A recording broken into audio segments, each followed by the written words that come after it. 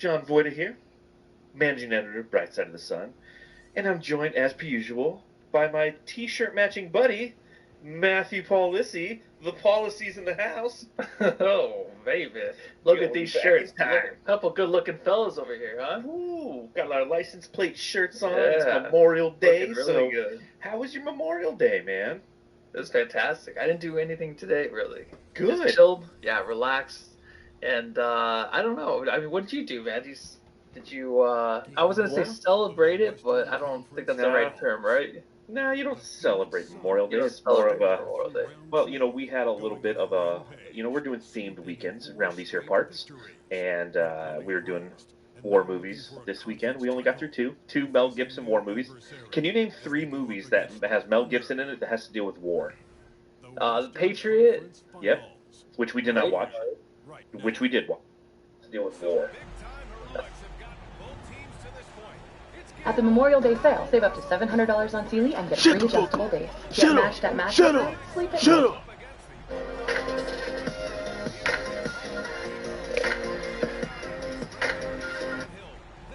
Which we did watch. And there was another one where something lost? Like Men at War or something like that?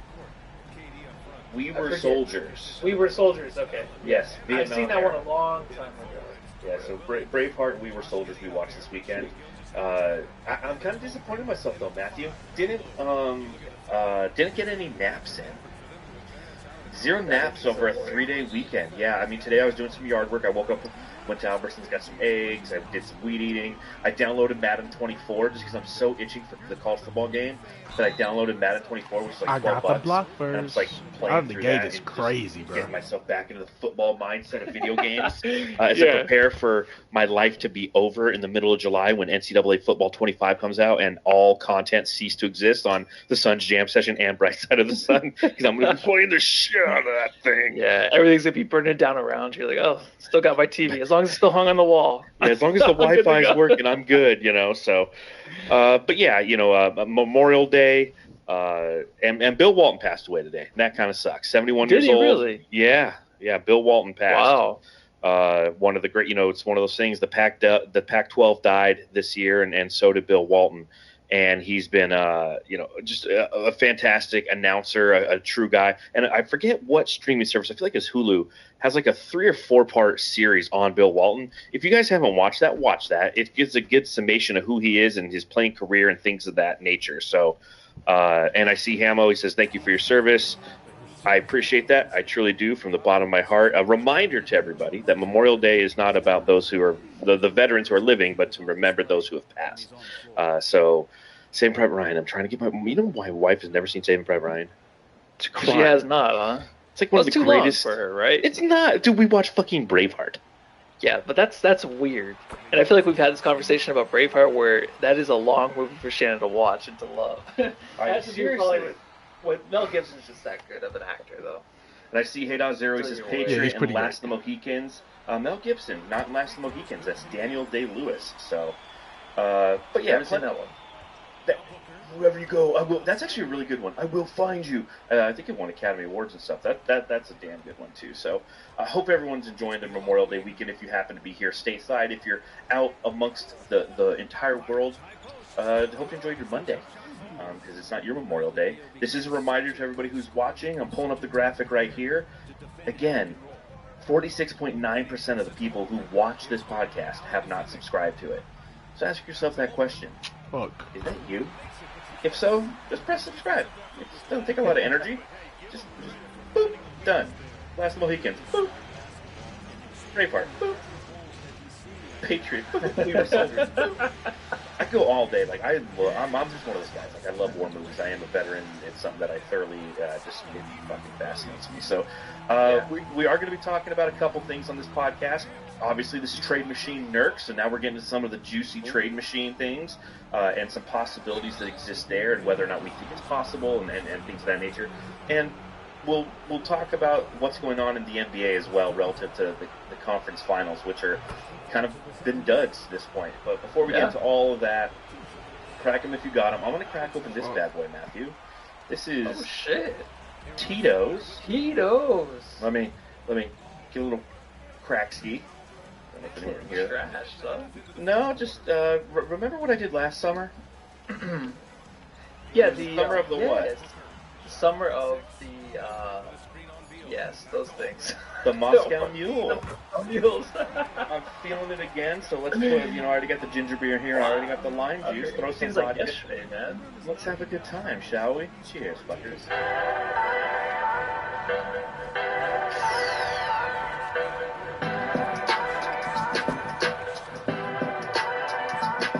Yeah, coming to the door with the mother. Yeah.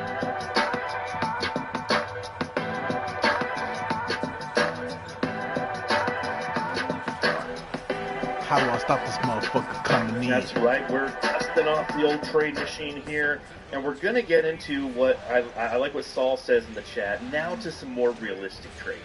We've talked about Kevin Durant, we've talked about Devin Booker, and those are definitely exercises in futility because we know that the team is not going to do it. But before we get to that, I got a question for Matt. Matthew, I've got to ask. So Matthew, I gotta ask, we're watching the NBA, or maybe we're not, because these Eastern Conference and Western Conference series have both been duds. The Boston Celtics finished off the Indiana Pacers tonight. They are going to the NBA Finals for the second time in 3 years. And Luka and the Mavs are one game away from sweeping their opponent. So kind of, what are your thoughts on all of that? The Boston Celtics series against the Pacers, I think I watched maybe a quarter of that series. Not very interested. I'm not a big Boston Celtics fan, but it looks like I'm going to have to be in the finals if they're going to play the Dallas Mavericks because I don't want Luka to win a championship. But those games have been good, right? I mean, the games from all the series have been pretty good. I think facts. Yeah, the Mavericks and the Wolves, those have been good games. It's just Anthony Edwards is not on that level yet as Luka Doncic, which he will get there. He's only 22 years old. But those games have been entertaining. It's just too bad it's 3-0. But, it might be over, it might not. I can still see that one going 7 games. Just like when the Wolves, they get up to a 2-0 start against the Denver Nuggets, they still push it to 7. So it could happen, of course. 3-0 is a different story. But I can still see that going 7. It's been a great series. The only thing that sucks is watching Luka Doncic do this, dude. It is a little frustrating. It does keep me up at night. It really does, and I don't care. I did not want Luka Doncic to win a championship before Devin Booker ever did, because obviously we could have had him. That's the thing we always talk about, but I don't even want to talk about that. I just want to talk about the fact that I wanted Booker to beat him in that way. Not going to happen. Luka might win it this year, but now I'm going to root for Jason Tatum. I mean, would you root for Jason Tatum over Luka Doncic to win their first title? God, it's hard. That's such a tough question. Ugh. I honestly don't know who I'm going to be rooting for until the ball tips off and we're like halfway through game 1. I honestly believe that. Big Because Luka I'm magic. with you. I don't want the Mavericks to win because of the whole Luka narrative, but I'm also kind of over that personally. I'm over thrashing Jason Tatum like I have in the past, saying that he's overrated, wondering why the NBA is forcibly trying to make him the new face of the league. Put him in every commercial possible. Like, the guy's got the personality of a 3-string guitar. Like, I just don't see it, and that's okay. He doesn't need to be. Not everybody's going to have that exuding, outgoing personality that you get from like an Anthony Edwards. But at the same time, it will be an interesting finals because of the storylines. There's the Porzingis storyline. There's the Kyrie Irving storyline. There's the Grant Williams was traded by both these teams in the last year storyline. So there is some things that definitely make it intriguing. And you know that one of these young superstars is going to emerge as a champion. And that's just the facts of life. So what I've taken from these conference finals, as you mentioned, a couple things. One, it's been really close games, but the teams that are winning are the teams that have the elite scores in the last 2 minutes. And I put that Suns spin on this where it gives me some hope. Did the Suns have their challenges this past season? Abso-fucking-lutely. Were those challenges locker room based and roster construction based and give a shit based? Abso-fucking-lutely. But in the same breath, at the end of the day, you still have Kevin Durant, you still have Devin Booker. So if they are in these types of situations, in theorem, they would execute well. And that's what you want. That's what you need. Look at the Pacers. Imagine what the Pacers are thinking right now. God, we've got this amazing chemistry, young talent, but we just don't have any closers, man. And Tyrese Halliburton, who's the closest thing to a closer, is injured. Look at it from the Wolves' perspective. Man, we've got these three really good guys, but we got Anthony Edwards, who's just not there yet. Cat's a fucking head case happening. Gobert gets played off the court. God, if we only had a closer or another closer to put next to Anthony Edwards. So everything that we have, all these challenges and these frustrations, and trust me, they're deep-rooted, and we feel them in our veins when it comes to the Suns. We still have two amazing closers, and the third guy is Bradley Beal. So there are opportunities, and that's the way that I look at it. There are opportunities to make this team better, and we'll explore those tonight as we talk about Yusuf Nurkic. But we are still in a good place relative to that specific thing. And I know if you're watching along live, you're listening later, or you're in the chat on YouTube, you're going to tell me the 10 things that are wrong with the Suns. I know what they are, too. But let's talk about one thing that's good, Matthew. They have elite scoring. So if and when we get into this opportunity, where it's coming down to the final minutes, because all these games are coming down to the final minutes. But there's both of them were 3-0 with Boston going up 4-0 tonight, because again, in the last 2 minutes, they know how to execute because they have. Bro, I hate his fucking free throw, bro. And that's important. Yeah, I mean, it's all about progression. These teams getting better, and they have the players to do so. I think that the Celtics, obviously winning a finals, they must have won the finals this year with Jason Tatum, Jaylen Brown. Luka Doncic taking the next step to get to the finals. It's huge for him. Jokic already won last year. Anthony Edwards coming back next year. If he is bounced this round, he has to get to the finals next year. So that's the progression, though, that we wanted to see with the Suns, too. So that is a frustration on my part. 100%. This whole year from the beginning was me just, Devin Booker's year. Like, I thought he maybe had a chance to be an MVP. Like, he has to take that next step to really be recognized as maybe an MVP candidate to take this team to the next level. So until I see that, obviously, I don't know if I could fit him into that group yet as a closer. I just have to continue to see the progression. I know he was in the finals and all that shit, but he's had tremendous games in the finals, and he's had really good games throughout his whole career in the playoffs. But it just kind of sucks to see those guys kind of progressing, but then who knows what's going to happen next season. Those guys might not make the playoffs. I know the Mavericks didn't make it last year, so anything can happen. I don't know. I just think it's tough to see Luka go that far, but like you said, you just got to kind of forget about it. And honestly, yeah, if it happens, it happens. You can't do anything to change it. It was the same thing with the Nuggets last year, and Jamal Murray and Nikola Jokic going on and win the title. All these guys lap the Suns because the Suns never win, and this is the story of our existence: is seeing the guys who go and win championships while we're sitting around holding our dicks in the wind because the team just never gets there. But I'm trying to look forward and trying to see the hope that could exist for this team. That because of their roster construction, they are limited. They're not the only team that's limited out there, and they're limited because they have elite scoring talent. The attitudes could use some adjustment. Perhaps Budenholzer coming in is really going to change the way that this team operates. We're going to become a team in theorem. Is that going to be my summer word? In theorem?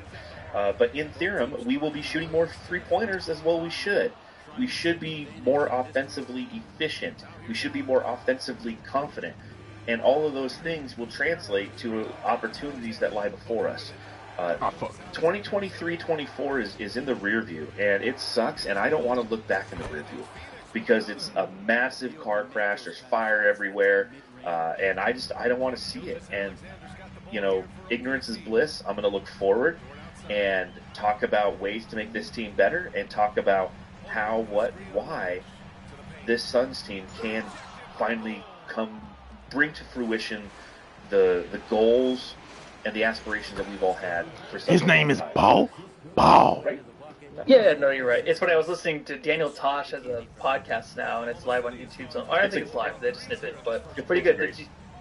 Did you see Chandler Parsons was on there? So no, I didn't. You could kind of raw with it. I mean, it's pretty good because he goes in deep.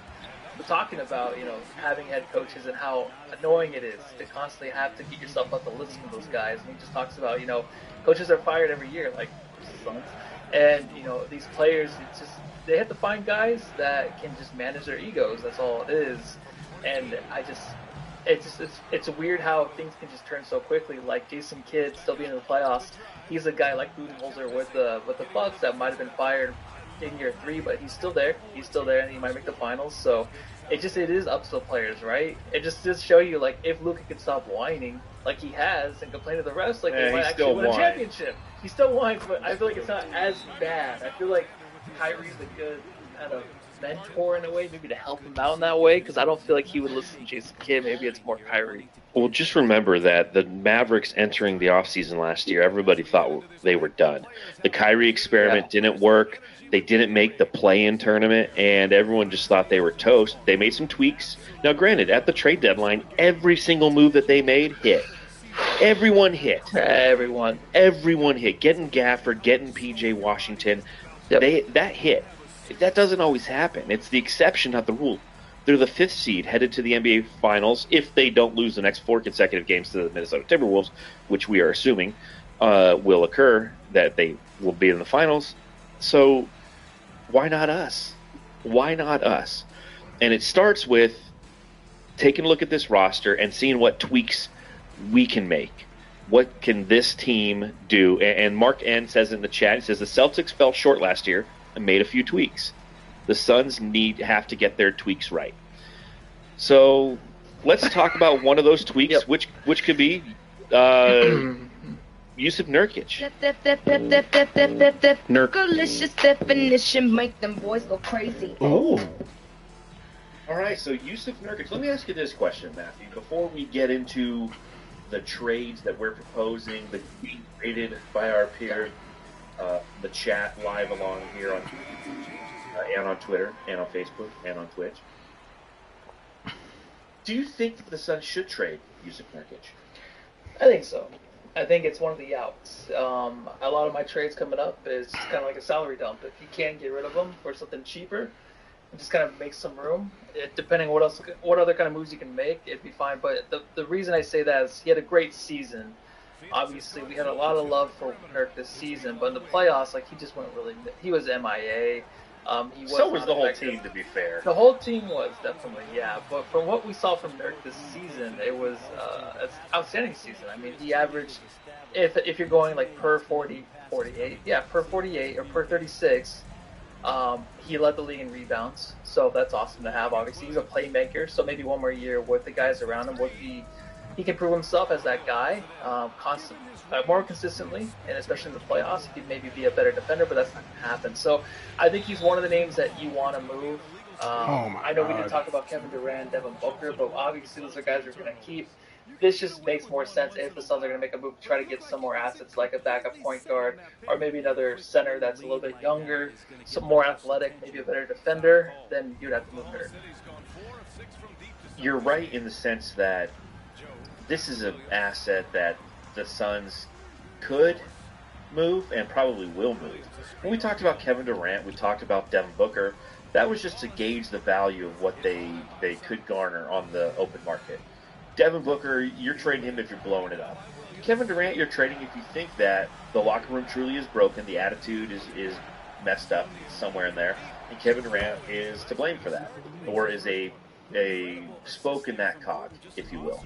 So you trade him, you get something in return, and you kind of build the scrap heap up from the ashes like a phoenix around Devin Booker once again. But those aren't going to happen. It's been rumored, it's been spoken about how the Suns are sticking with the big three going into next season. They want to see it again, and I always said that this was a 2-year plan for the big three. We didn't expect them to fail as miserably as they did this year, but we all knew that we were at least going to get 2 years of this to see if they can get it right. Yusuf Nurkic obviously came to Phoenix with the DeAndre Ayton deal that sent the best talented player in that trade, that arm of the trade, because obviously Damian Lillard was part of that trade, but the best player between Portland and the Suns, Ayton went their way. We got back in Nurk, we got Nasir Little, we also received Grayson Allen as part of the deal, which I think really helped the Suns win that trade, is because of what Grayson Allen turned out to be. But at the end of the day, Nurkic was still Nurkic. A lot of positives with Nurkic, if you think about it. Okay, leadership guy, finishing around the rim, right? That's probably one of his negatives. But you look at his positive; he's a great playmaker. His playmaking talent per Basketball Index is A- graded out. His passing efficiency or his passing versatility is a B plus. His assist points per 75 possessions is a B plus. He has a lot of really good playmaking, and then as you mentioned, the rebounding. So his playmaking and rebounding are really good. The finishing around the rim drives people nuts. His finishing talent rates out as an F per basketball index. You look at everything, rim shot creation, a D plus. I mean, across the board, his advanced metrics relative to finishing are kind of in the shitter. So that's frustrating, but it's also, you've heard me say this multiple times, price for value paid. He's a guy who's getting paid. If you look at the average annual value of contracts for centers in the league, where would you say he lands? Centers in the league, okay? Average annual value. What number center, how high up is he? I'm thinking 12. 12? Okay. 12. And remember, DeAndre Ayton, I think, ends up being His name is Bo. Bo. Nurk is 15th. Damn. He averages $17.5 million on his contract. My Above God, he's him so fast, bro. is Jakob Poeltl at $19.5, Jared Allen at $20 million, Nikola Vucevic at $20 million. Below him is Zach Collins at $17.4, Onyeka Okongwu from Atlanta at $15.5. So he is a middle of the pack relative to pay center in this league. So you're not going to get a complete player. You're not going to get a great athletic talent who's also can shoot threes and rebound and pass. It's just that's Jokic. That's Joel Embiid. Those are the guys who are getting paid the top of the league. So you get this guy who's mid-tier, gives you some pros, gives you some cons, gives you some leadership. My thing, to answer my own question from a little bit earlier, the reason I think that you do move on from Nurkic, if the deal is right, is because you got the apex of Nurk this past year. It's not going to get better than what you got from Nurkic this past year. Him playing as well as he did for as long as he did is the exception, not the rule. Right? He's 29. He's going to be 30 years when the season starts. He played in 76 games this year, 10.9 points per game, 11 rebounds per game. This was the best he was going to be. If you're going to try to sell on Nurkic, now's the time, right? Yeah, definitely. And there was one thing brought up by John Tran. I wanted hearing much about offloading Nurk and the pick to get rid of or to get out of the first apron. So my question is really going into this is if we were to trade Nurk and get into the first apron, does that mean like we can go out and sign an unrestricted free agent like a Nicholas Claxton to like a max deal, the max deal that he can have, and then get back into the second apron? We'd have the same issues, but once you get out, can you just do whatever you want and you end up back in and you're in the same situation, but you have a new player and you have a new, I didn't know if that was something that was possible. So let me start with this. If you trade Nurk's salary away, it's not going to drop you in below that second apron. It's going to get you closer, but it's not going to drop you below it. He's going to be making $18.1 million next year. The Suns, I'm trying to look it up because I forget exactly how much over. I think they're like 17 over the second apron right now they still need to sign 4 guys. So even if they traded him for nothing, they'd still be over that second apron. Now, that being said, the first apron restrictions do give you some flexibility because it's going to get you, as you mentioned, there's abilities to do sign and trades. There's ability to take in 110% of the outgoing salary, which I think is important. That's one thing that the Suns right now, as a second apron team, they're not going to have an opportunity to take in any more than what is going out. 100% match or less. That's why in some of these trades you'll see that we are essentially offering less because you can't go over that 110% or that 100%. Yeah. So that's a challenge. Some other things that are currently restricting the Suns, but they will no longer have restrictions on. Okay, first round pick 7 years out can't be traded. So that's if we go into if we're in the second apron this year, it's gonna be our second year in the second apron. If we're in the second apron next year, or in 3 out of 4 years, you lose the ability to trade that 2031 pick. Teams will no longer be able to use the taxpayer mid-level exception if we drop under that first apron. Again, this is cap semantics. This is getting rid of Nurkic. This is trading Nasir Little. Right there, those two contracts, about $24 million. Now we're talking. Now we're under that second apron, knowing that we still have to get 4 guys. Outgoing salaries cannot be aggregated. You can aggregate if you are in the first apron, so we can take 2 guys and trade them again. Cash in trades, things of that nature. So it's getting closer. Trading Nurkic gets you closer to that second apron line and dropping below it, but it doesn't take you there all the way. You need to do much more. So, then how do we get LeBron? Veteran minimum, dude. He would come over as a veteran minimum. We'll save that for the Thursday show. I feel like that's a Thursday show contract topic. Yeah, we can talk about that. I like how everyone on the internet is stealing your pick too, LeBron. The one that you, that's the one I made. I knew it would happen someday. Oh, really quick. So I have a conspiracy really quick about Kevin Durant watching our show. So we all know who Maya B is, right? Yeah. I feel like that's Kevin Durant. No, because What the fuck?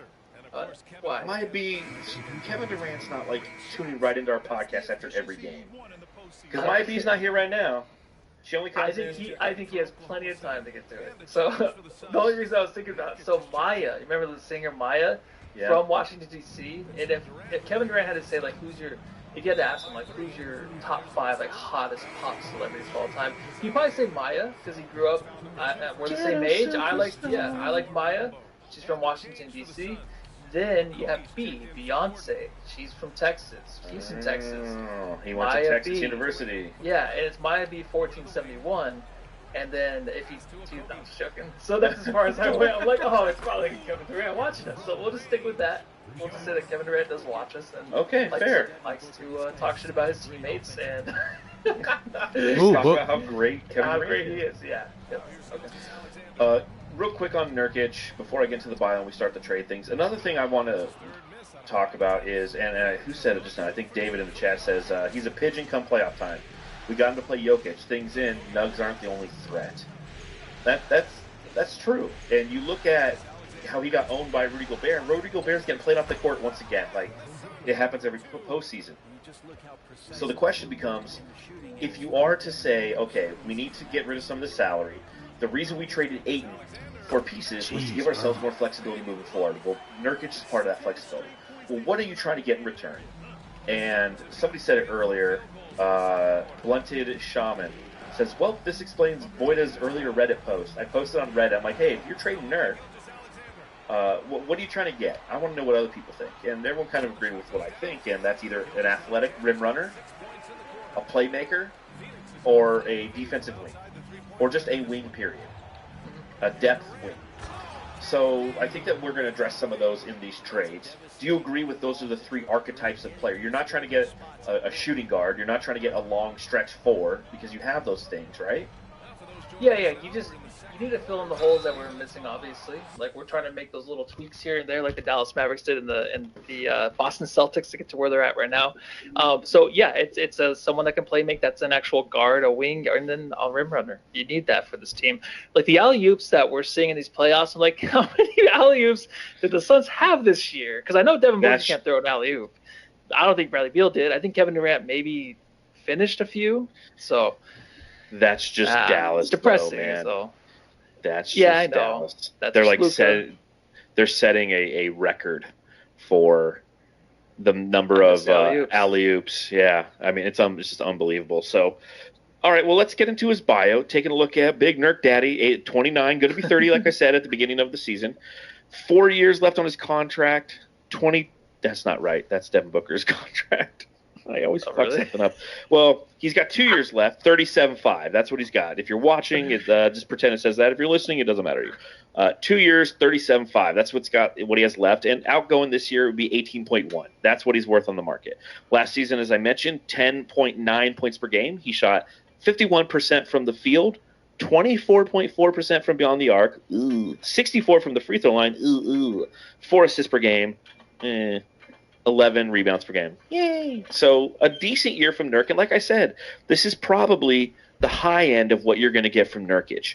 So if you want to sell now, you should, because injury possibilities exist. And don't get me wrong, there's things that he does, the ancillary things. What Nurk excelled in was the ancillary things, the things that the Suns had problems with this year. Grit, physicality, give a shit. Like, he was the one guy out there who had all three of those characteristics consistently. And that's why when you sit there and you have this conversation, part of you is just like, oh man, like, I don't know if I want to get rid of that. We're already at this point in which we can't muster up enough of those attributes to be successful. Now we would trade another guy for that? In theory, yes. That's what we're proposing here. So any thoughts before we get into some of our thoughts on who we should trade? I'm ready to get rid of him. Let's do it. All right, time to get rid of Nurkic. So the first trade is a trade that I proposed. Nurk for Giddy. It is Yusuf Nurkic headed over to OKC for Josh Giddey, Matthew. Joshua Giddey, 1 year, $8.3 million. Obviously, the way that OKC played this season, there's a couple things that I think that they ended up realizing. They realized that they needed another big. They did not have enough size on the interior, and it's one of the reasons. But what about for us, though? I know he. And another thing is that Giddey is kind of just doesn't really fit in with them. So they just move on from him. Get Giddey. We get a playmaker, a guy who's got 1 year on his contract. So you're like, you know what? If he works out, great. If not, bye-bye. Thoughts on this one? I do like it. I've always been a Giddey fan. The one thing, though, is, of course, everyone's going to talk about Giddey shit, whatever. But besides that, yeah, the Giddey Diddy stuff.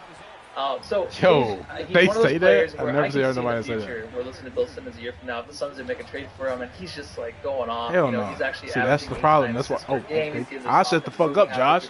I shut the fuck up. Bill Simmons saying, like, Giddey was out there. No one picked him up. Like, you know what I mean? Like, you just see that kind of happening. Like, all the other teams are losers for not actually going after this guy for that salary for 1 year to see how it looks in an offense where you have guys like Bradley Beal and Devin Booker surrounding him with Kevin Durant. So to see him in that situation would be very, very interesting. I feel like he does deserve another look somewhere else. Being on a team with SGA is very tough for him because this guy is a ball handler, does not play defense, obviously.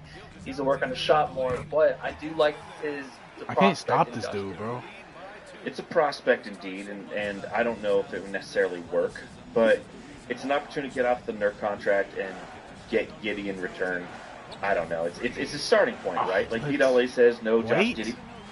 Mark Brooks gives it a C. Chantel gives it a D. A C plus from Saul. So I'm doing okay. John Tran says this is underwhelming. It's a C plus. I mean, it's not bad, but I would like to get a athletic big bat for Nurk, bro. The shit out of me, Matthew, is the fact that because his contract would get us actually like kind of good one. It's all squished. I like Williams. No. I like how it's squished. That looks good. There we go. I guess we'll just do that. Does that still look squished? Why is it still squished? It does. That's not the way I designed it. I worked very hard on designing this, and it doesn't look right. It makes me very, very upset. I wish like you just never noticed, but I liked Did it look like that on the last one? No, not at all. I think it was fine on the last one. All right. Well, we'll get to the next one, and I'll try to fix in the background. Matthew, your first one up. Tell us about it. All right. So Denny Avdia from the Washington. The Washington Wizards. I was going to say something else. Washington Nationals. Yeah, there you go. 15. That's about what I was going to say. 4 years, 15.6, coming over to the Suns for Yusuf Nurkic, obviously. It's another guy where you want to see him on another team. I think he's a competitor. He's someone that I liked in the draft. He has his little ups and downs in the seasons where it's like, oh, Danny Avdia, what's he doing? Let me look on Twitter really quick. Let me see the highlights. I like him, but I actually like him. I ain't gonna lie. Or something like that. He won a game for the Wizards. Like little things like that where I don't think he ever did that. But he was kind of rolling there off and on during the season. I kind of want to see him on a team where he can kind of just I like this. I ain't gonna lie. I like this. And kind of go like kind of in a Giddy Diddy kind of way. Just to see what he looks like on the Suns with a lot of talent. So here's the thing I'll say about Denny Avdia. Just came off the best season of his career. 11-something points. Started the majority, I think, every game that he played in with the Washington Wizards. Crazy ass team. And I'll I tell you could've this, like, shot I that. watched a lot of players take shoot around this year. He was one of the ones that I really was just like, oh dang, like this guy's he's good, man. Like he's got some very solid foundational basketball skills. And Didn't translate into the game he was playing because he plays on just a weird team. I mean, that is who the Wizards are. They are a weird team. There we go. Oh, yes. Thank God I fixed the formatting. It looks right. Much better. So you got to look at it through the Wizards' eyes on this one. He is somebody who they handed a paycheck to because they handed paychecks to everyone. See Bradley Beal's contract, right? Like everybody got a contract in Washington, so they extended him 4 years, $15.6 million this year, and I don't know if they want to build around him. 13th pick in the 2020 NBA draft. I don't know if they want to build around him, but if they do, if they don't, getting Nurkic gets them out of some of the money, and that's the way that they would look at it. Who knows what's going on in Washington? I do like this trade. Obviously, this would say we're doing other things. In free agency, we're going to go after like a Nick Claxton, right, who's going to be an unrestricted free agent from the Brooklyn Nets, who are not looking to, they're looking to just fucking blow it up.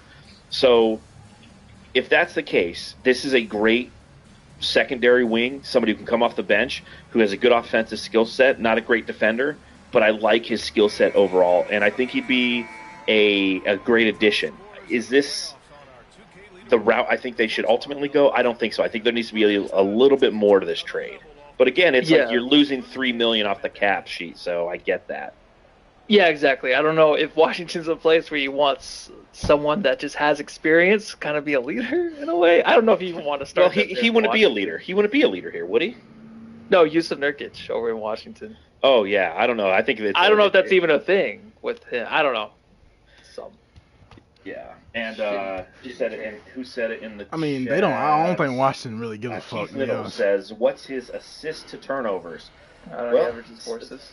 Yeah, 3.8 assists to 2.1 turnovers, so almost 2-to-1, which is, hey, he'll fit in great here in Phoenix with 2-to-1. All right, let's see what's next on the old trade machine for Yusuf Nurkic. Ooh, I like this one. Okay, so there's a guy that I've really had my eye on Trey for Jones. a while, and I'll you start can't by guard saying him, Bo. Damn, man. I mentioned earlier, either you go for the athletic rim runner or you go for a playmaker. This is the second one where I'm trading Nurkic in an effort to get a playmaker. And I'm saying you give up Nurkic, you give up the 2031 first-round pick, you send him over to San Antonio. San Antonio sends back Trey Jones. Right, Trey Jones, 6'1", in 1 year, $9.1 million on his contract next year. So the Suns are taking that 18-1 from Nurkic. They're throwing in that pick to make it a little bit more enticing. They're cutting $9 million off the cap sheet. And now you have somebody who can either start as a playmaker or come in as a playmaker, but has that playmaking ability. Most likely come in. Trey Jones. I like Trey Jones. San Antonio Spurs. For those of you who don't recall, Trey Jones was a Duke University alum. As I mentioned, 6'1", not an insane physical stature and specimen when it comes to basketball. But last year, 77 games played, started in 48 of them, 10 points, 6.2 assists, 1.5 turnovers, more towards that 2.5, 3 turnovers to or assist to turnover ratio. Oh, that was changing the fucking. I just like what I see from Trey Jones. I've always kind of been a low-key fan of his. I think that sending Nurkic to the Spurs, again, that's going to be the challenge in every one of these trades. It's like, well, who wants Nurkic? Do the Spurs really want him? Wemby played center 100% of the time last year. So is this an opportunity to say, hey, Wemby, play some 4? Or, hey, Wemby, we're going to have Nurkic coming off the bench, and you need here's a good veteran presence on this team. Because he potentially could be that for Wemby if needed. Yes, Trey Jones, though, playmaking talent, an A- on B-ball index. Assisted points per 75 possessions, A+. Roll-adjusted points per 75 assists, 75 possessions, A-. Potential assists per 100 passes, A. Passing volume creation, A+. Passing efficiency, B. Passing versatility, A-. Passing creation quality. I mean, he just down the list of advanced metrics. He's a playmaker. God. He's what this team was missing coming off the bench. So again, in this scenario, you're trading Nurkic, you're attaching a first-round pick to try to make it somewhat enticing. The Spurs don't know what they're going to do. They have plenty of cap space, so they can absorb it easily. The Spurs have the 4th most cap space entering next season, and we get Trey Jones out of the deal, and you can hope that for this year, he provides the playmaking that you need off the bench. I think it's perfect. Even if you throw him in the starting role, it's fine. The thing is, I think needed, yeah. The Spurs are a team that's, I guess, they're kind of linked to Trey Young in a way. Like, they want to get a playmaker, a real playmaker there, a real established guy in the league with Wembanyama this season. So if that's the case, and Trey Jones moving over here, even if he fills that role as a starting point guard, like a Mario Chalmers kind of thing, you know what I mean, where he was kind of in there averaging like 4 or 5 assists per game, just someone there that can actually manage a game a little bit, like a better version of that, then I think that's perfect. I like the trade. All right. Well, let's see what your next trade is. Tell us about this. Let me see. Okay, so Yusuf Nurkic over to the Horny Hornets. No. Always, I think it's difficult to find teams in this league that need a center, right? It's like Bingo. a starting center. I'm glad you're saying this. Yeah, it's really tough, especially if you can't include anybody in the trades with Nurkic to get anybody. So, I'm just looking for depth here. You got Trey Mann, point guard, backup point guard. You got Seth Curry coming off the bench too. So this is just about depth. Easy little 1 year, $4.9 million for Trey Mann. For Trey Mann, Seth Curry. 1 year, $4 million per year for the 1 year. So those are easy little contracts that you just have with those guys. Some depth next season. Nurkic. So I think the only thing for the Hornets is like, you want someone here with experience that could be a locker room guy. Maybe that's what you're looking for. Nurkic can maybe be that guy, like I said before. But I like the contracts and just like the depth that the Suns will get back. So this is your salary dump trade, right? Yeah, absolutely. Yeah, I mean, both these guys are on 1 year deals. You're going to get some shooting out of it, but this is saying, hey, if we can cut some of the salary, we can get closer to that second apron line and fall under it, and we would do other deals to try to make up for what we've lost essentially in the Yusuf Nurkic realm. And I agree with you. If this is if anybody has gone through and played the trade machine game, it's hard to find teams that really need Yusuf Nurkic. And I'll tell you this. After everything's said and done, my guess is we're going to keep Nurk. Because the market's just not going to be there for him. I feel like Nasir Little, there's more opportunity to move. Even though his contract is a little bit longer, it is less. And he has more potential upside as an athletic wing who can guard. And we'll be doing the Nasir Little trade machine next Monday, on Trade Machine Monday. But Nurk definitely has his limitations. There's a limited amount of places that he could fit into, and you find yourself looking at the same teams over and over again. You're not going to say Nurkic to Dallas is what's going to fix them and help them win the title, right? There's no team that says Nurkic is the answer for a title run. So you have to look at some of the cellar dwellers. The Hornets are one of those cellar dwellers, which brings me to my trade, which also involves the Horny Hornets. We both had Hornets trades in this one. I find that kind of interesting. In this one, the Suns are dealing to the Hornets Yusuf Nurkic. In return, they're taking back Grant Williams, who has 3 years, $13 million left on his deal, or 3 years left on his deal, $13 million this year. Nick Richards has 2 years left on his deal and has $5 million, and then a first-round pick, which is a 2027 pick. But it's also protected. Now, here's the key here, is the Suns are also giving up a first-round pick in this one, the 2031 pick. So we're sending Nurk and a first-round pick to Charlotte. Charlotte's giving us back Nick Richards, Grant Williams, and a first-round pick that is top 14 protected via Miami, right? So that picks nothing, essentially. Okay. So let me talk about the strategy behind this. I'll start by saying this. I can't stand Grant Williams. Matthew, can you stand Grant Williams? Absolutely not. Okay. Grant Williams got traded from Boston because he got cooked in the playoffs so bad against Jimmy Butler last year to Dallas. Dallas, at the trade deadline, says, you know what's killing our team? Do you know why we will not make the Western Conference Finals? Grant fucking Williams. Send his ass to Charlotte. They get P.J. Washington in return. Like, hey, a competitor, a not fake tough guy. So why in the world would I say it would come to Phoenix? Well, because Charlotte doesn't want him either.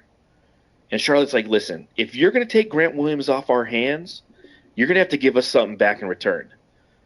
And we'll give him Nurkic, and we'll give him a first-round pick. But Grant Williams isn't the focus of this trade, in my opinion. Nor is that first-round draft pick in 2027 that's protected. Top 14 protected, that's a Miami pick. It's Nick Richards. Nick Richards, 7 feet tall. He's that rim runner that you want. Not the greatest defender. Not the greatest finisher around the basket. Not the greatest jump shooter. Can't shoot the 3-ball. But he gives you flexibility to invest elsewhere on your team.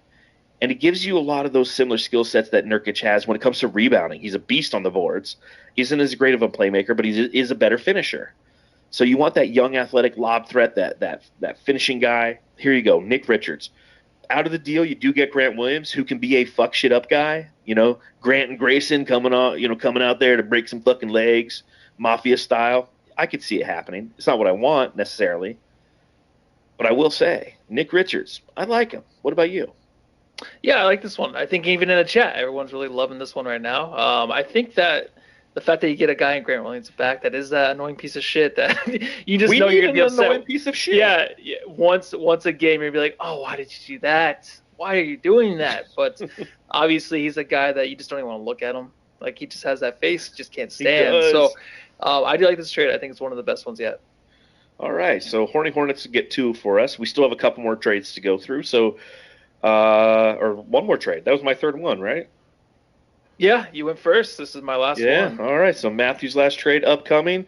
I love this one. It'll never happen, but man, it'll never happen. I know. Oh, the only way it would happen. So Nurkic going to the Detroit Pistons for Jalen Duren. 1 year, $4.5 million coming over. Obviously, he's a guy, a young stud with the Detroit Pistons, which they have a lot of young studs on that team. The only way this would happen is if like Jalen Duren was like he had to just force his way out of there or something, like he's a prima donna or something, just like, I need to be on a better team, I want to win now, that kind of thing. It's not going to happen. I mean, if that were to happen and he did not want to be in Detroit and force his way out, then obviously Phoenix would be a destination. I think he'd be perfect with this offense. I think that Nurkic would be a guy that Detroit would want to take back just because of that veteran leadership that maybe you want with Monty Williams. That's the only way it's going to happen, but I've always been a fan of Jalen Duren. I'm a big fan of Jalen Duren, and there is a possibility because there's a lot of change happening in Detroit. Just hired a new president of basketball operations. There's a lot of question marks right now. Is Monty Williams going to go? Is their general manager going to go? What direction are they going to head in?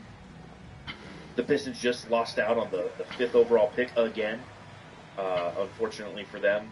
Or the 1st overall pick, I'm sorry. They ended with the 5th pick again. Jaden Ivey hasn't turned out the way that they wanted him to. Killian Hayes was a bust. They're kind of like, and tell me if I'm spot on or way off on this analogy, they remind me of the Kings.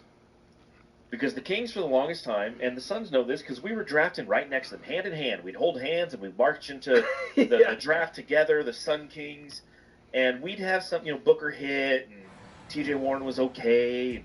They were drafting guys too, and they were just miss after miss after miss. And that's where the Pistons have been.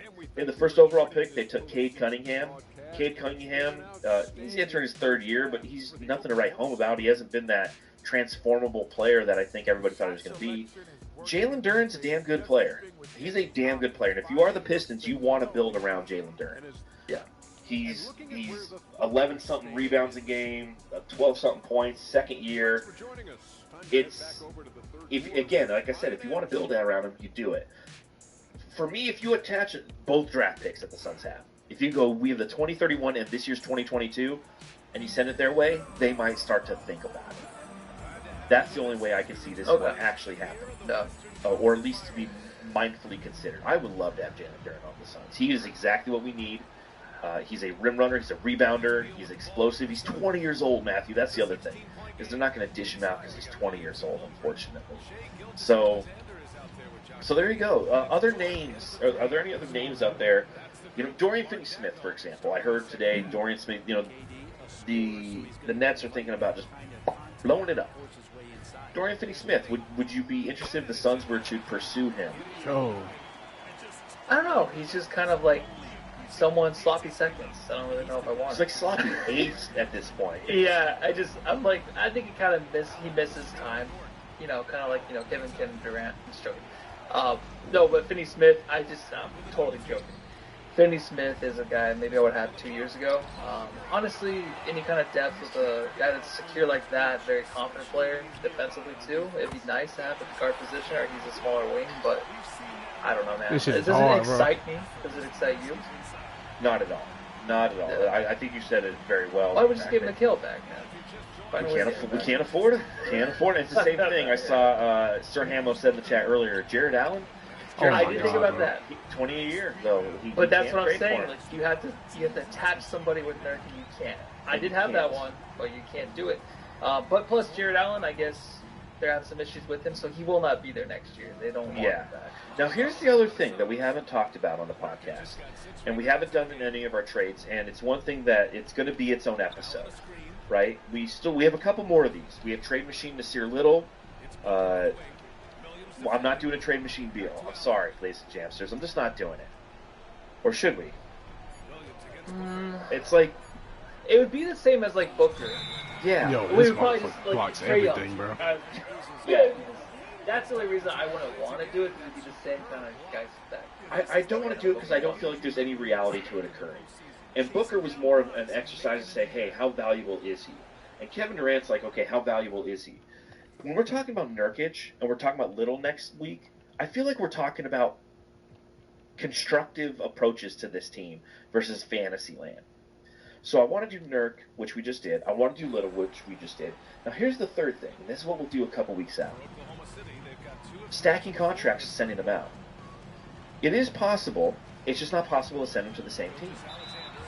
So one of the things that the Suns did recently is they hired Mark Tellem from the Brooklyn Nets, who was their director of strategy.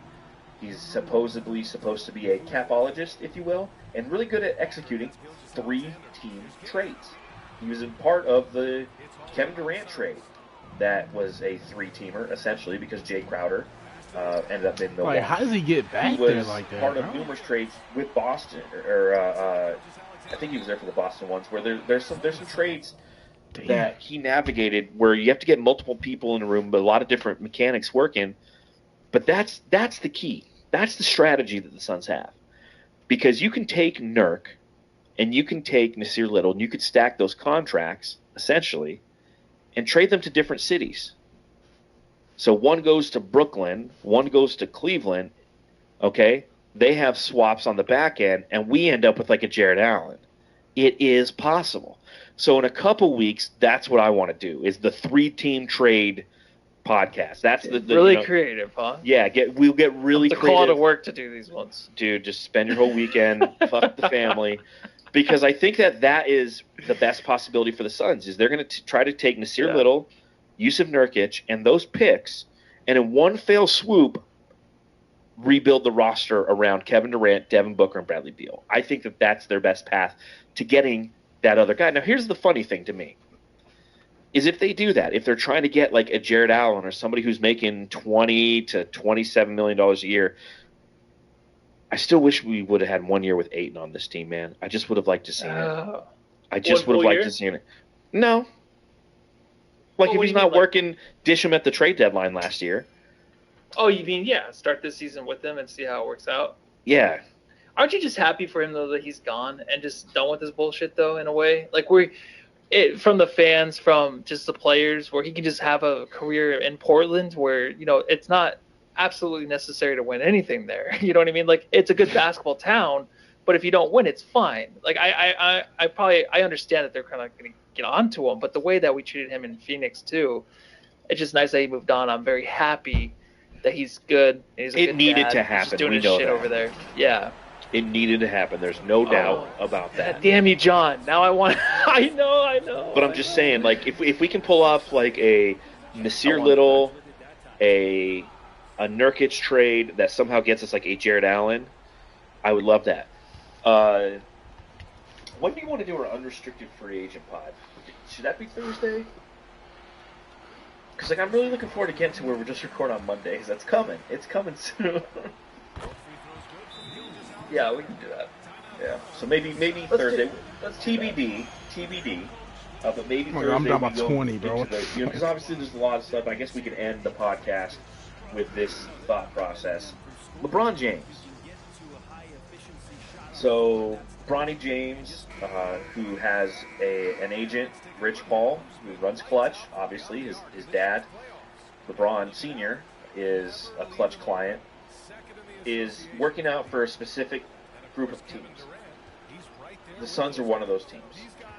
Now, obviously, it sparks interest because if you can bring Bronny James here, LeBron has said that he's going to become an unrestricted free agent this offseason. Does that mean he just signs back with the Lakers? It's absolutely possible. But the possibility is there. And LeBron James solves a lot of problems for the Suns, does he not? He does. He does. Playmaking, a big body, somebody who can allow Kevin Durant to play the 3 on defense instead of the 4. LeBron can do that. Would you want LeBron James here in Phoenix? And I know we'll talk about this probably a lot more in depth on Thursday. What kind of question is that? Like, do you want to bring this guy here? Yeah, I think he has a couple more good years in him, for sure. Maybe 3. This is just, yeah, I do. I'm so scared because of the way this season turned out that it's going to be just a duplicate. It's going to be the same exact thing next year. We're all afraid of that. How? Yeah, so it kind of adds to that. Where he fills every hole we were lacking last year, like every hole. Next year with a guy like LeBron, playmaking, leadership, all that. Like, oh, but we're not going to win. We're not going to win because we are old and slow, and we're just having an old lady's house here in Phoenix surrounding Devin Booker. And Booker's like, what the fuck are we doing here? So I do have worries, but yeah, of course I would want LeBron on this team. I think it's interesting. It's weird. It'd be cool to cover a season of LeBron, man. That would be, yeah. That'd be fucking amazing. He just doesn't see me. That's what it is. He just doesn't see me. That's cool. And I love how Keith says it. I love the physical talent. I don't like the personality. I'm kind of with you there. Don't like the person. But bro, what? As Juan Carlos says in the chat, he says LeBron fits perfectly with our 1-year window. Yeah, if you're trying to go all in for this year, knowing that if it doesn't work out, next year is kind of the blow it up year, LeBron, bring him in. Now, it is funny because Rich Paul saying that whoever drafts Bronny James, he will not sign a 2-way contract. Yep. He will not go to the G League. Like, he's doing all these things. If you look at him from a prospect standpoint, like our own Damon Allred at Bright Side of the Sun has him like 67th on his overall prospect list. He's barely even a draft pick. And he has all these demands, and he can do that because he is a LeBron James kid. I mean, the first guy I think about is Booker and what we're doing to surround him with with this junk, dude. It's a fucking circus, man. It's like getting Terrell Owens or something. You know what I mean? It's just kind of bringing that over here to Phoenix. Yeah. We already got Kevin Durant, and if the rumors are true with what he talks about and how he's unsettled with the roster midway through the season, then it's going to be about the same thing, but with LeBron, but times 10, times 100 with that guy. So that's going to be really, it's a tough thing. Of course, we want LeBron, but bro, he would have made that. I don't know, dude. Just the way these teams are winning the playoffs, we just don't need that. But we just need something. I don't know. We need something. We don't know. It's going to give us something to talk about all summer long, or at least until July, when free agency hit. Right. Yep. He will not go to the G League. Like, he's doing all these things. If you look at him from a prospect standpoint, like our own Damon Allred at Bright Side of the Sun has him like 67th on his overall prospect list. He's barely even a draft pick. And he has all these demands, and he can do that because he is a LeBron James kid.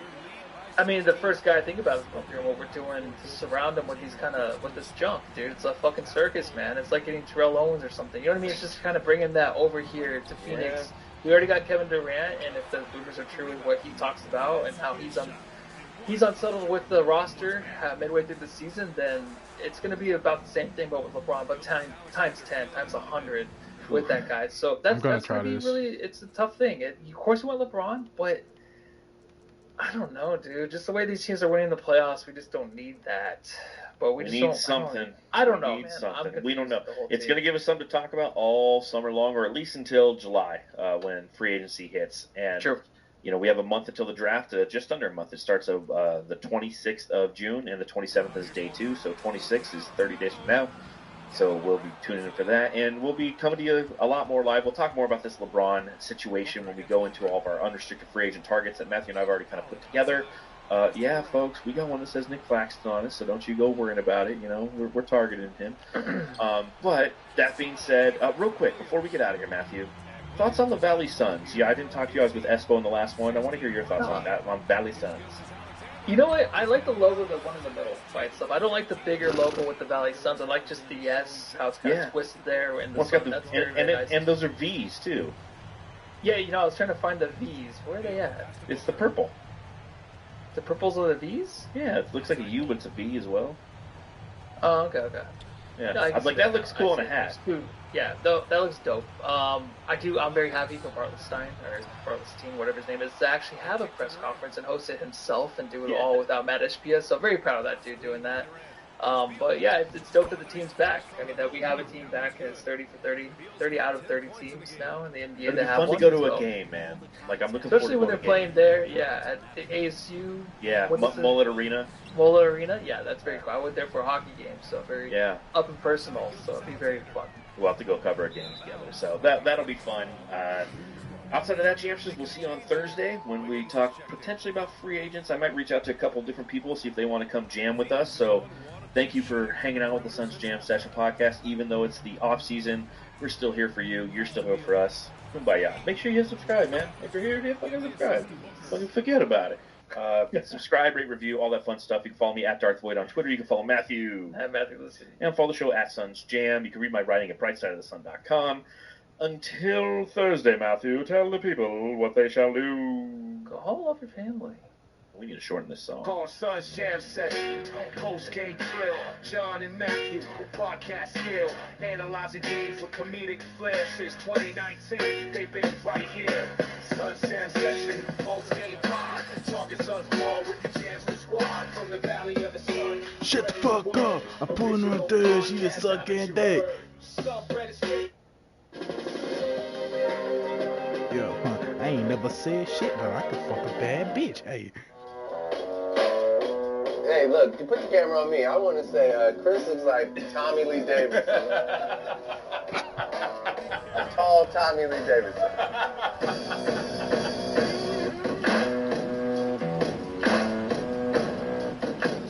Man, I want to start with these guys. I mean, we all have a connection, you know, to this city, to each other in some kind of way. At least for me, it's funny being in this scenario now, after, you know, moving on to Miami from this town and then coming back in a different capacity, but seeing how everybody has been successful in their own ways. Damn it. That's what I'm most interested in, and just from you guys, I mean, oh my God, bro. Well, I mean, to start from me, you know, I'm gonna get to the point where I am today and sit here with y'all being in this town. But obviously my start comes from a small city in Ohio.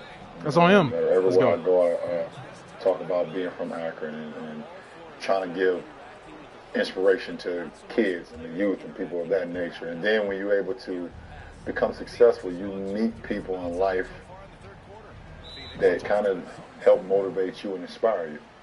And you never know why people are put into your life until you actually get around them.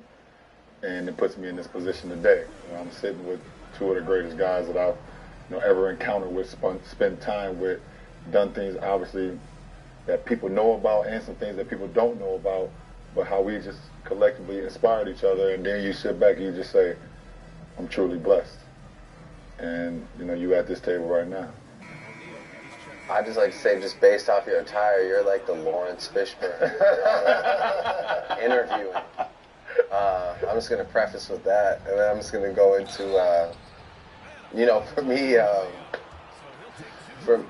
like, how we all got here was like, when you were here, we were all just kind of admiring the fact that you were incredible at your craft, and what you brought to the city. You know, you brought that sort of, that franchise feel to our city.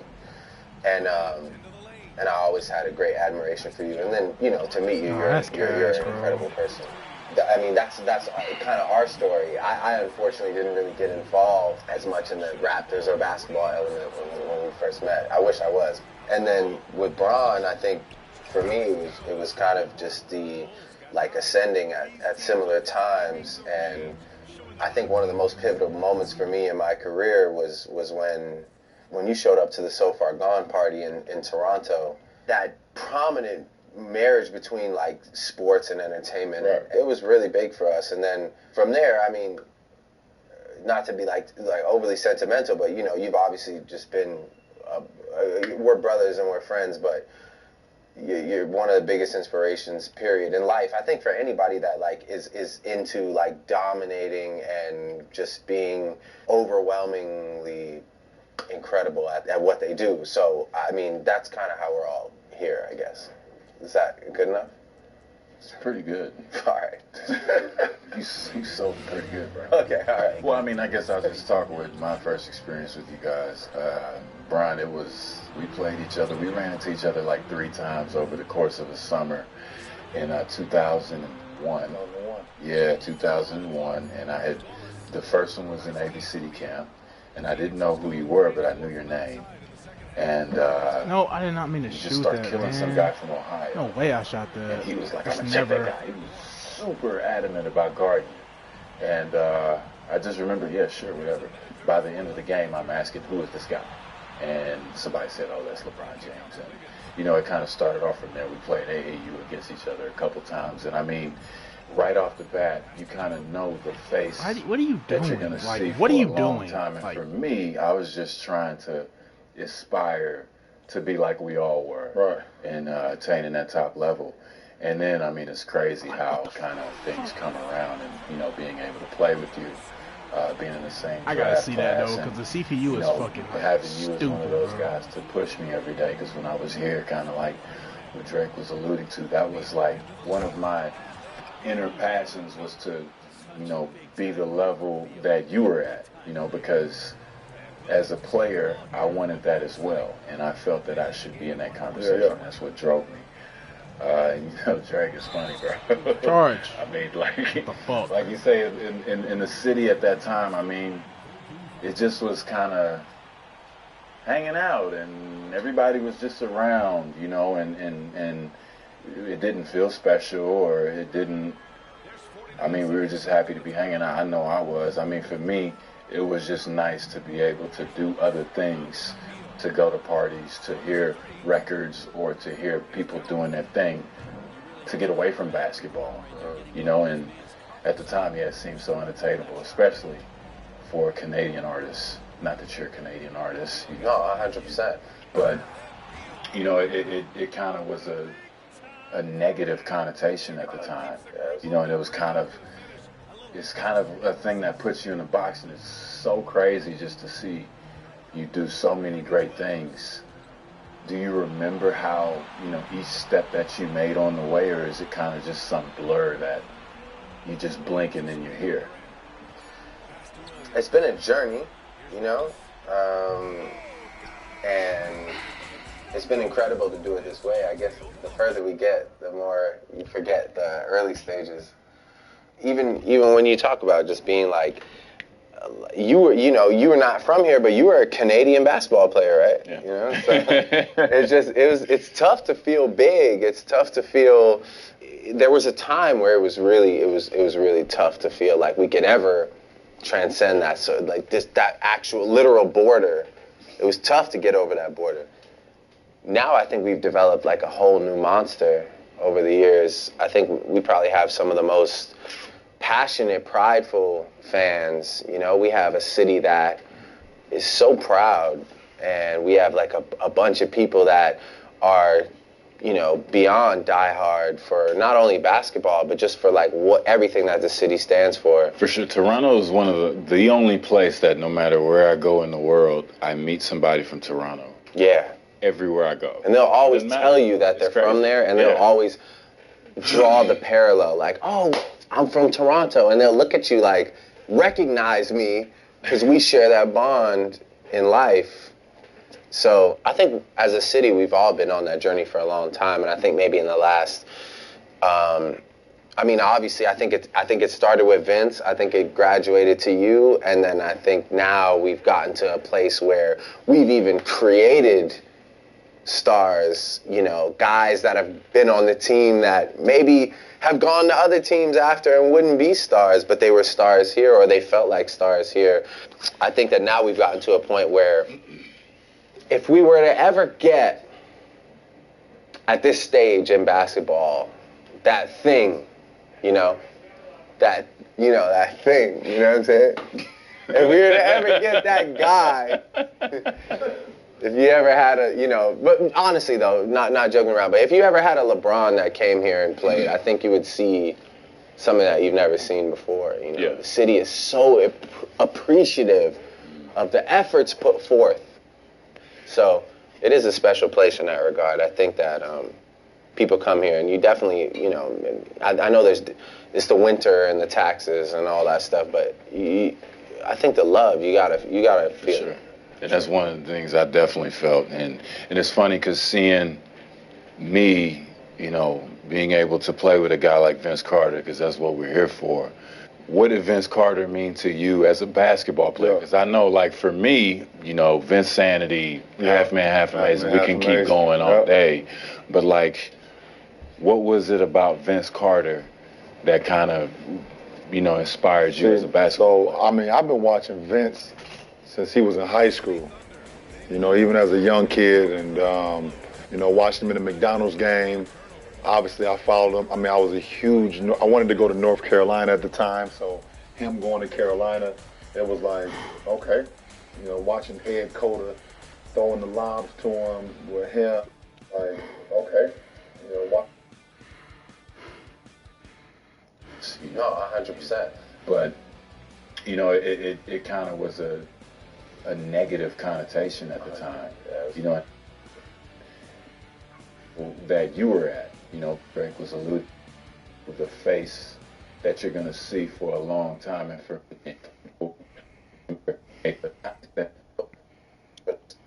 Toronto. Yeah. Everywhere. Stars, guys that have been on that bond. Stars, guys that have been on the team that get that guy. I think that now we've gotten to a point where if we were to ever get at this stage in basketball, that thing, that thing, you know what I'm saying?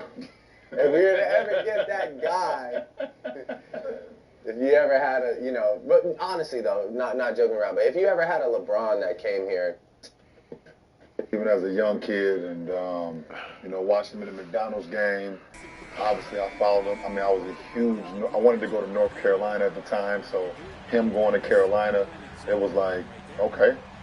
Watching Ed Cota throwing the lobs to him with him and Antoine Jamison. And you got it. He got it, bro. He fucking got it, bro. Damn, man. Like, you are understanding this guy is bigger than North Carolina.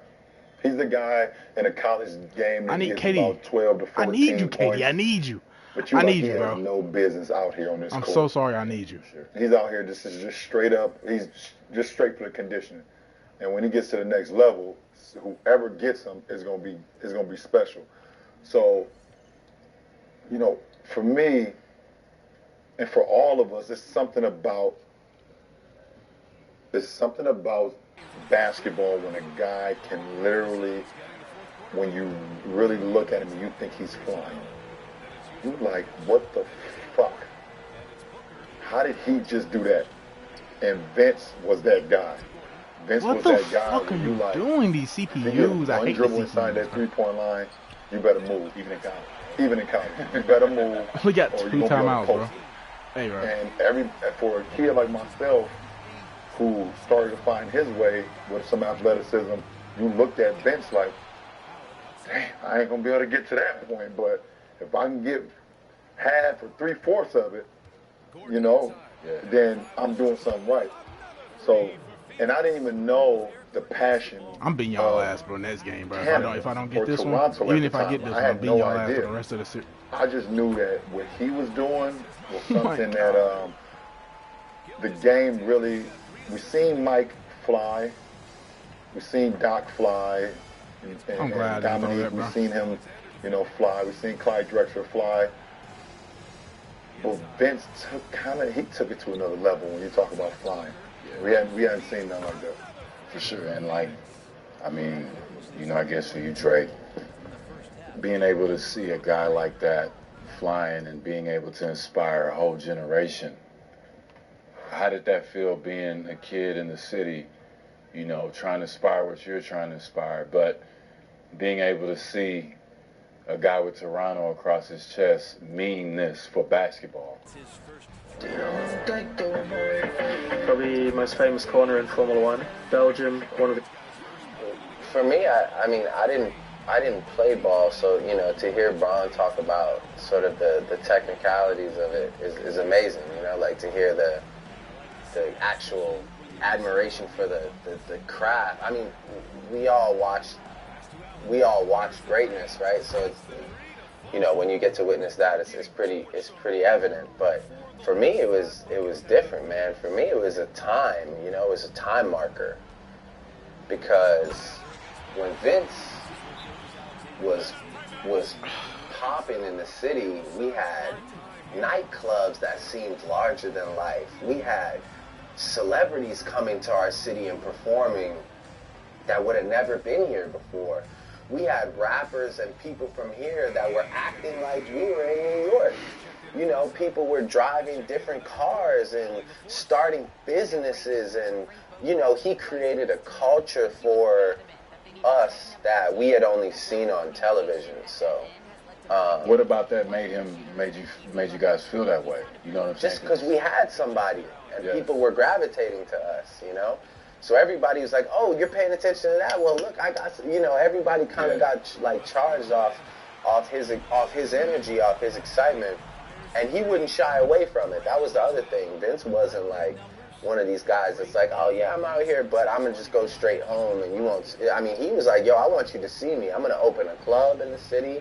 You know, I'm going to go out. I'm going to be in, you know, he was in music videos. Like, I think I rapped about it, but like, you know, Vince did like a cameo in like Cardinal, Glenn Lewis videos. Like that to me was crazy because those were guys that just, I didn't know if they could go that far at that time. I don't think any of us thought we could go that far at that time. And the next thing you know, we got Jay-Z performing in like a parking lot for Rock the Caravan, which like we had never heard of in our life, but they just created an event around our city because we just had excitement. We finally had something, you know, and that's kind of what I talk about that's kind of what I mean when I say, like, you know, when you give this city something, they're gonna make it into everything, you know. Sure. That's, you know, it's funny you say that, man. It's like one of the main things that for me as an athlete, Toronto made me feel welcome, feel special. Right. You know, because I would definitely notice a difference. But how do you catch up with me though? People recognize me, show love and everything. You go to the States, it's a little different, you know. And it was always one of those strange things where my family and friends would come in town and they'd be blown away. I can't stop just this by how many people would show up at an appearance or at a game or just sign up, you know, line up for autographs and stuff like that. And it made me. Kind of a weird thing. I mean, you know, one of my friends jokes called me Michael Jackson and stuff, so I could only imagine for you. Well, you look like Blade right now. Bro, why he flaming? Why he flaming everybody? You know what I like where this is going? I was ready for this. I was hoping this would happen. You remember when Eddie Murphy used to do the vampire movie? You look like Vampire in Brooklyn right now. You don't like my... No, I love it. What is it? Which part is it? It's the double B's. Double B's? That's what I'm going for, though. With the knee length. Yeah, I'm going for the, you know, we taking... I hate when I cut myself, bro, because the skin... Working? Bro, it's working. Awesome. Yeah, you're a legend. Yeah. Big time. And I like the, you know, the one chain, you know, small medallion. Settle. Very Marvin Gaye. Yeah, thank you. Turtleneck. Super dope. Yeah. Thank you. You know, Brian got... Why do I get thrown in this? Brian got 3 crests. Why do I get thrown in this? What is each one mean? I mean, you know. I don't... Toronto, it could just be one in the center. It couldn't be one big one. It couldn't, like... 3 crests is the Carter effect.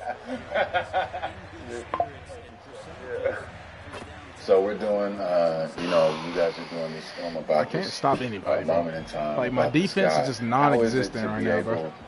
To one, have the means and have the vision to creatively put together something like what we're about to see. Because for one, I mean, me as an athlete and as a black man, yo, Katie, where are you let's be going? honest, How do you get that Toronto rebound? International Film Festival doesn't have a lot of color in it, and if it does, it's probably something that doesn't fit this genre. How does it feel to be able to give back in this kind of way and be creative at the same time? We give all the credit to Vince, first of all, because he is the guy who, at the end of the day, is responsible for this film even coming together. I mean, without his passion for the game, without what he was able to accomplish both on the court, but also to be an inspire all the people that was here in Toronto at the time, the film wouldn't be able to even be possible. But to go to the surface of it, for myself and for Drake, we have creative minds. And yes, we know what our moneymaker is and we know what we do, but our minds are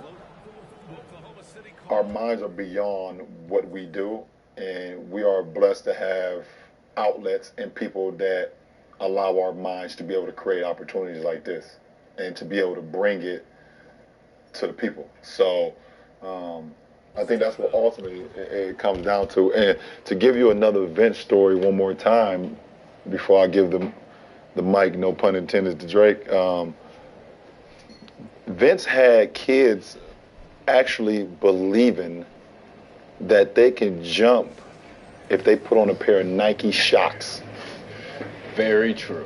Did I have a pair? You had a pair? I absolutely You had the white and green. I had white. No, Everybody didn't have a pair. Everybody had a pair. I didn't have a pair till I got drafted. I had a pair. Listen, Vince really had you believing that the shock technology in those shoes will make you jump 100%. like that. No, 100%. It's not a lot of you got MJ Air.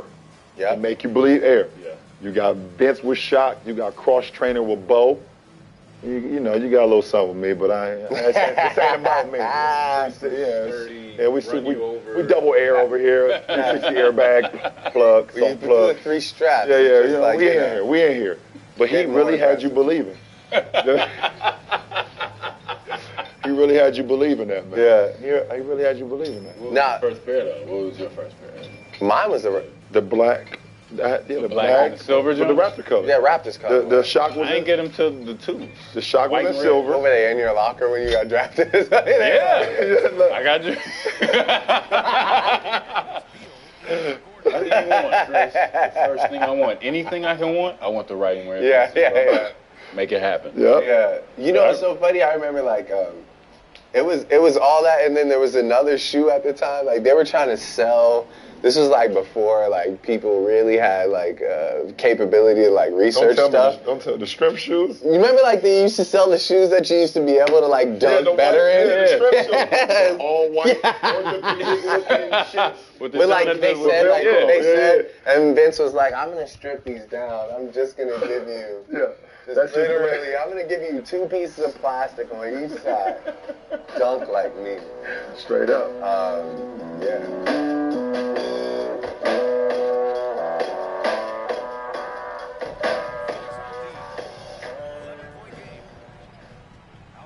In the darkness, drive the car and crash it, don't park it. Baby Come on girl, now, bro. don't get me Thank you. started. Too many Zans, I feel retarded. As I black out in the darkness, drive the car and crash it, don't park it. Baby girl, don't get me started. Shut the fuck up, bitch. I'm losing.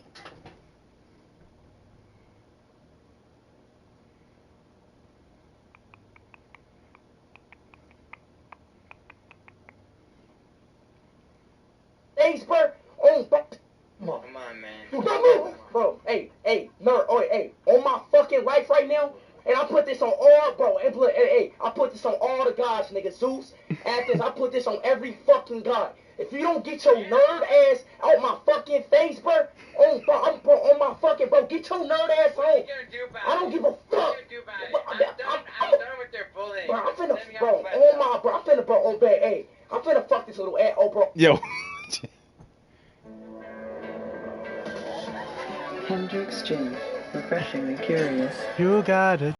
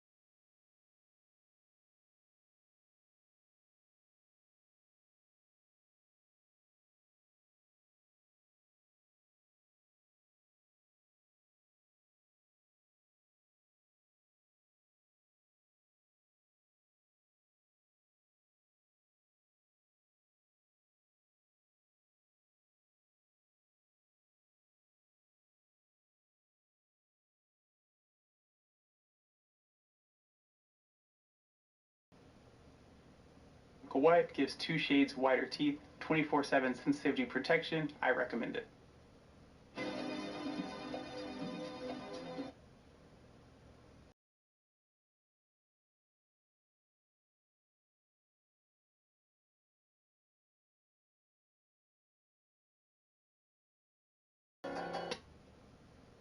Yeah.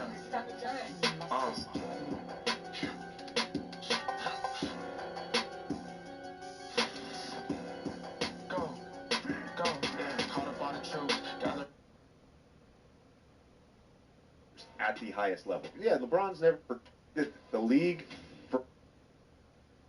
Welcome back to another episode of Podcast P, presented to you by Prize Picks, a Wave Sports and Entertainment original. It is your guy PG-13, and I got my boys with me, Dallas Rutherford and Jackie Long. Yeah. Last episode, we had a special guest with the second pick in the 2024 WNBA draft. Mm-hmm. But we're going to do something a little special this episode. Okay, I like it. We got potential top 3 pick in the 2024 NBA draft, the French phenomenon, Alex Sarr.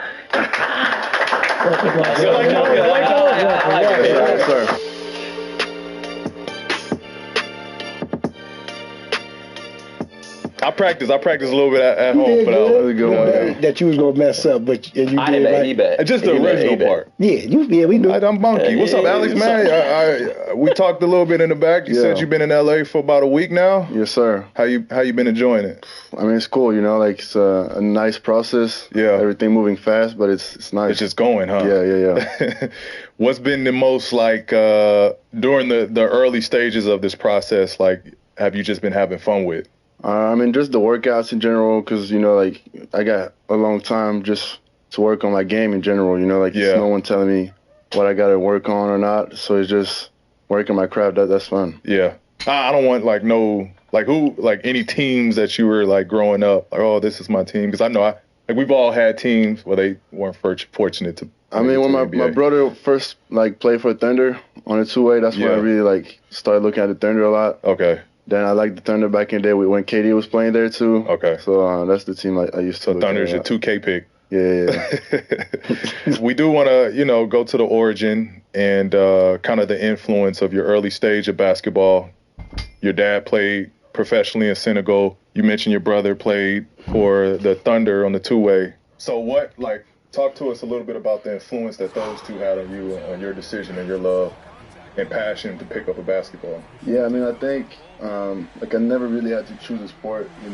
Growing up, I used to see my brother and my dad hoop a lot, so it just made sense for me. I thought that's what we was doing, and that's what we do, huh? That's what we do, and just seeing the passion my dad had for basketball. He wasn't playing in the first league in France, but he was watching film. He was damn near in the NBA, and just seeing that is I think that what really brought me to this point. Brought you into just enjoying the game of basketball. Were you always because you up there, you pretty tall. How tall are you? 7'1". 7'1". Yeah, how in the fuck early?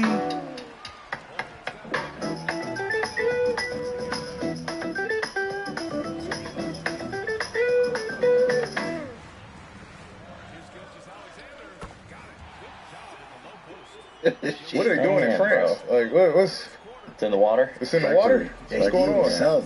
Shit. That is crazy. So you always just been tall, just towering everybody. Yeah, pretty much, yeah. Where did the skill set come from? Because you got an ability to, at your size, and we saw it with Victor obviously this season, but at your size, the ability to kind of do everything. Yeah, I feel I used to play with other guys when I was younger, guys 2 years older, 3 years older, so I wasn't the tallest guy. So I was more a wing that couldn't really use my body to do much, so I had to figure out ways to score and stuff. Try to be faster or stuff like that. Gotcha. Were you always taller? Did you have a big growth spurt during a specific year? P wasn't that tall growing up, well, he was tall, but not as tall as what he is now. He had a big growth spurt.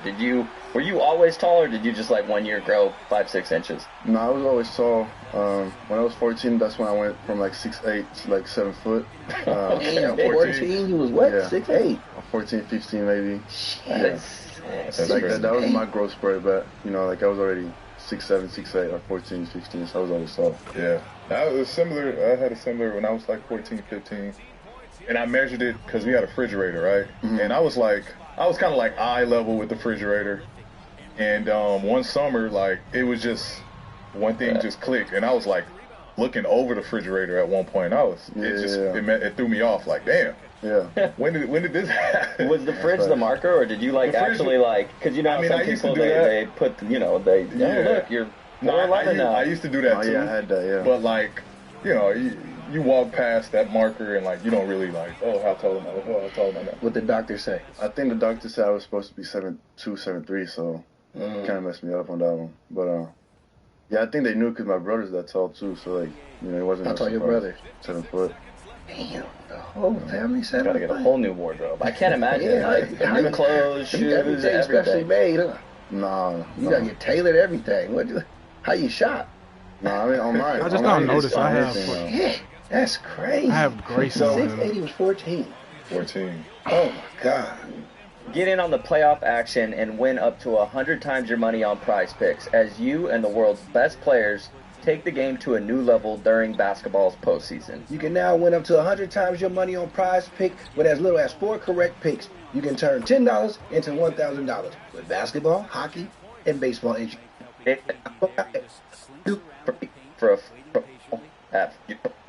Ching ching. Now back to the show. Real Madrid is one of the best European basketball programs out there, and you have some NBA superstars like Luka and some other NBA guys. But at 14, you started your journey to professional basketball career there. What was that like, becoming a professional at 14 years old? What was the most difficult, maybe, challenge you had at such a young age and entering that professional level? Yeah, I mean, obviously, just living home, when you're that young, it's tough. I'm in another country, people don't speak my language, so you gotta get used to all this. After a few weeks, you get teammates around you, you get a lot of people, your coaches, then you realize, it's real now and I gotta work towards my dreams. I mean, it had to be helpful having your dad in your corner, your older brother in your corner going through that period. Yeah. Did you lean on them for any help through that process? Yeah, I mean, I still lean on my brother a lot. But yeah, most definitely, you know, I was talking to him a lot.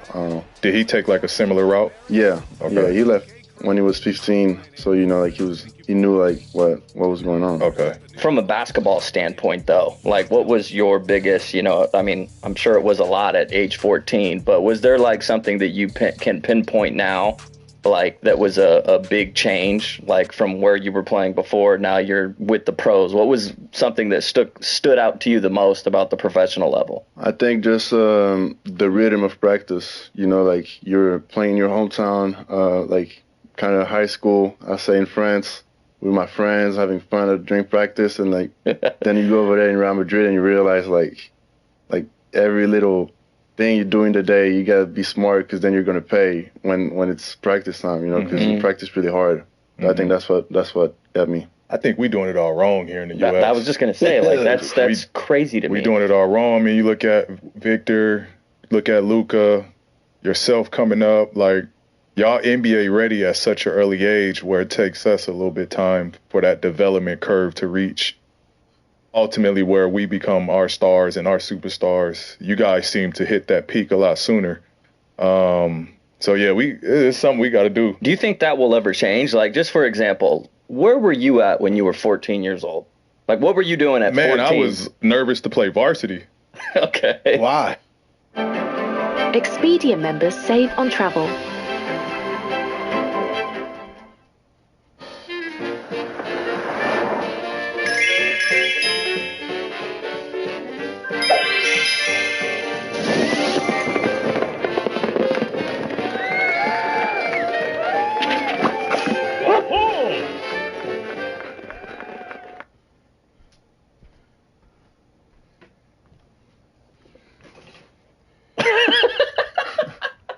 Because I was a kid. Like I'm playing against dudes that are 3-4 years older than me. They're bigger than varsity? What is that? That's like that's like the highest level of high school basketball. JV and varsity. So like if you're not very good, you play JV. If you're good, you play varsity. All right. That's how it works. That was our professional. Yeah, like what a difference though. You know what I mean? Yeah. Like what were you, shooting some hoops in the backyard every once in like, you know what I mean? You probably weren't working. I couldn't even imagine playing on a professional team at 14. My dreams probably would have been shattered. Like, no, it's not really a professional team. Like, it's more like you're with a junior team of a professional team. Like, I wasn't playing. That's with Luka. Got you. Okay. Meta said, but they're still prepared. Meta said LeBron was ready, huh? At 15? At 15. Yeah. I mean, he's definitely got some through the cracks of just freaks of natures. Too much. Well, speaking of all these young ages, 15 and 6, and all this stuff, at 16, you decided to move to the States to play for Overtime Elite. Yep. Now, we was talking about all these decisions being made. Why did you make that decision?